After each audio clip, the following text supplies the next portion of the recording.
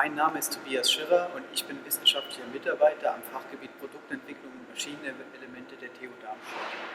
Wir haben hier den Prüfstand der Elgeti Engineering GmbH angeschafft, um unsere Forschung an Wälzlagern voranzutreiben.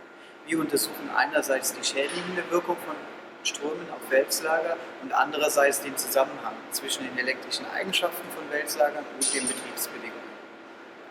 Hier können wir an 4 einzelnen Prüfstationen die Belastung in axialer und radialer Richtung, die Drehzahl sowie die Öltemperatur variieren und unsere Versuche durchführen.